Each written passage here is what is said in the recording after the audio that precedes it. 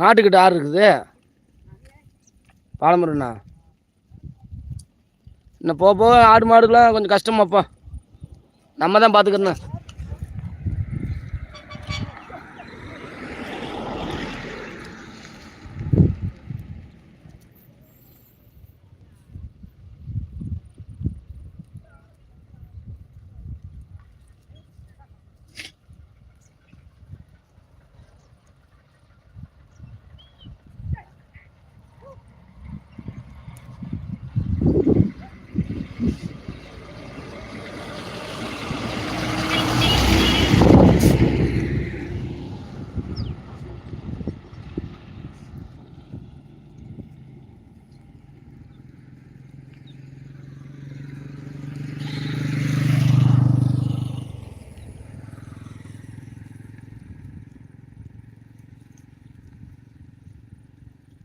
Current தண்ணி வச்சுன்னு இன்னும் ஒரு அரை மணி நேரம் பாஞ்சு வருமாப்பா. கரண்ட் பண்ணிட்டாங்க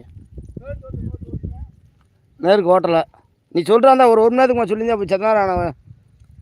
இப்போ தொட்டியில் ஆன தண்ணி தொட்டிக்கு வர முடியாதுல்ல.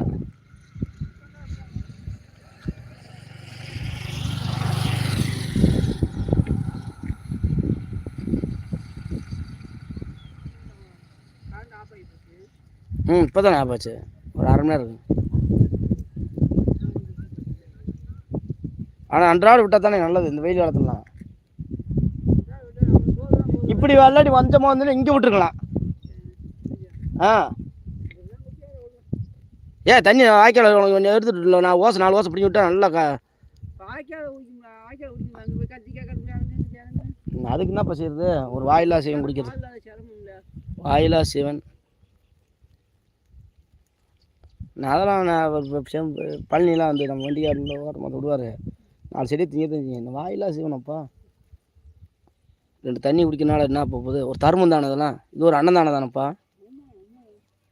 இந்த நம்ம வைக்க எடுத்தோம்ல அப்போ சிவகாமி சொல்லிச்சு எல்லோரும் ஒரு 10-50 வட்டுக்கு மேலே இருக்கேன் அன்னைக்கான அல்லலியில்.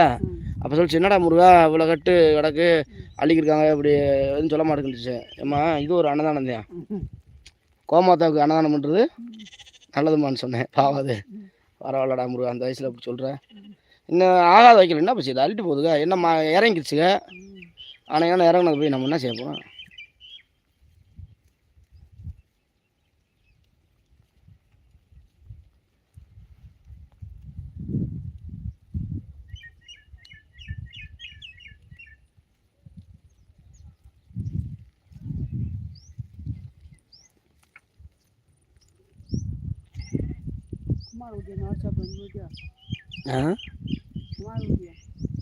இல்லை இல்லை அவர் பாவம் மாமா வாழ்த்துக்கு இருக்காரு. நம்ம மாட்டுக்கு சொன்னாலும் இருந்தாம்மா ஏன்னா அதெல்லாம் மொத்தமாக இருக்குதுண்ணே. அப்படி இதில் டக்குன்னு போடக்கூடாதுண்ணே. ஏதோ ஒன்று நேர்த்திச்சுவேன். மாமா கஷ்டப்பட்டு செஞ்சு வாழ்ந்துருக்காரு நீ போட்டேன்ட்டு. அப்போ அவராக சொன்னார் கடைசியில் இந்த தீபாவளி எப்போ சொல்கிறேன்டா போடுறாரு. வேண்டாம் விற்கிறது கம்மியாக இருக்குதுறேன் நம்ம ஆடு. அப்படி வேளாம்பூர் மட்டும் நிறையா வந்து கேட்பாங்கண்ணே. அவர் ஃபோன் நம்பர் போட்டுவிட்டு ஆடை போட்டுவிட்டோம்னா நிறையா அந்த நேரம் வருவாங்க. இப்போ இந்த மொக்கைக்கெல்லாம் போட்டோம்ல அவன் கத்துறான்ல அத்தையை போய் நீ போட்டுவிட்டு போயிட்டு டெய்லி யாராச்சும் 4 பேர் அடிக்கிறாங்க அப்படின்ட்டு. இது உலகமே போயிடும்ண்ணே.